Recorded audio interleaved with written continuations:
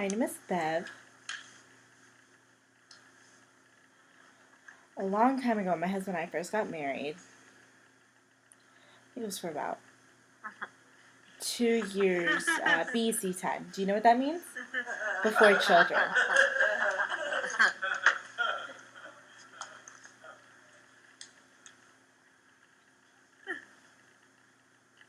My husband was a preacher. He was young. He worked with a bunch of young people.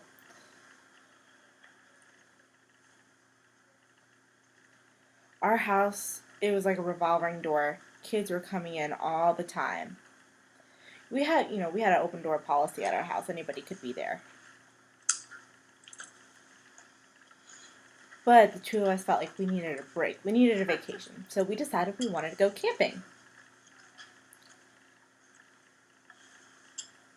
So we decided to go in May.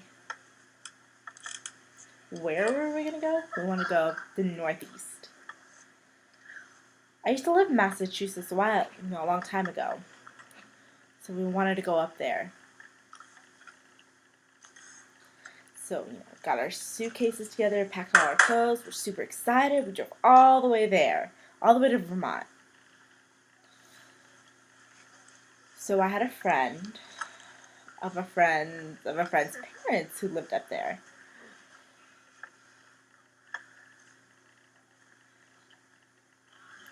We got a brochure with all the different kinds of camping grounds. So we drove and we found one, and it was closed.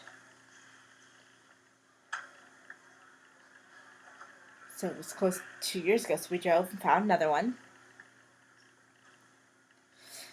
Didn't look good either, so what were we supposed to do?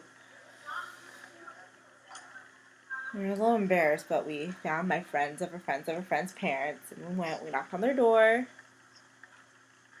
I'm like, hey, how are you? They're like, oh, We felt kind of dumb, but, they invited us in, and we came in. We were chatting with them, and we asked if they knew any place where we could get, like, a small cabin or anything. They're like, yeah, we know many different properties. We're like, oh, really? We were so happy. So in the afternoon, we went with them to look at different places. We really enjoyed it. We had such a good time. They're really sweet people. They invited us to go out to eat, but, we didn't want to be a bother to them at all. They're like, you're not a bother. Come on, come join us. It'll be fun. So we all got together. We were sitting around chatting. So around 8, they asked us, so where are you guys going to stay tonight? Well, we have a tent that we were planning to set up somewhere. They're like, no, you can't. It's impossible. It's way too cold outside for that. And I'm like, well, then we don't know. They told us that their son just recently built a cabin.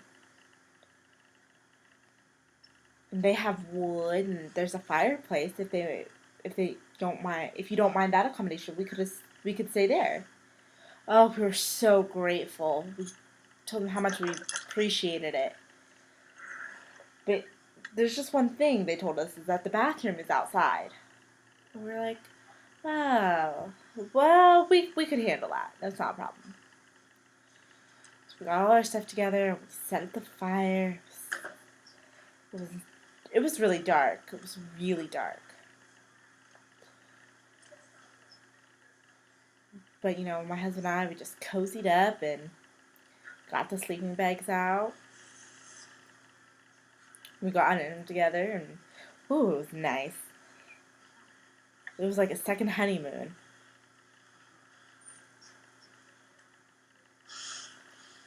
So my husband then was like, oh, I think I have to use the bathroom. So he grabbed the flashlight and left to go to the bathroom.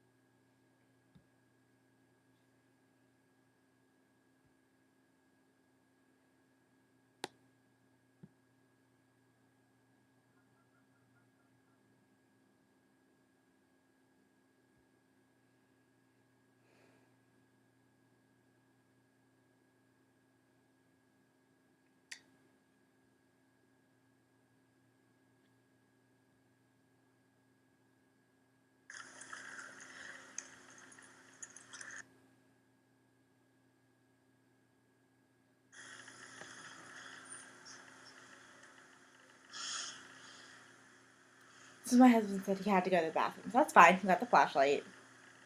And he left. And I just sat there. And I waited. And he came back and, he was laughing like there was no tomorrow. So, what's so funny? Why are you laughing? I'm like, you'll see. You'll see. Like, what's so funny? What's so funny about the bathroom? Whatever. So it was my turn. So I grabbed the flashlight and I went. I was walking out to the bathrooms. And there they were. So there was 2 urinals and 2 toilets. No doors. Oh. I was like, alright. So I took the flashlight and I looked around. It was dark and there's nobody out there. But, I slid off my pants, I sat on the toilet, I did my business, I pulled up my pants. I felt like a million people were watching me, but there was nobody out there. Well, just weird. It gave me goosebumps, the heebie-jeebies. So then I went back to the cabin, went to sleep. Next day in the morning, my first thought was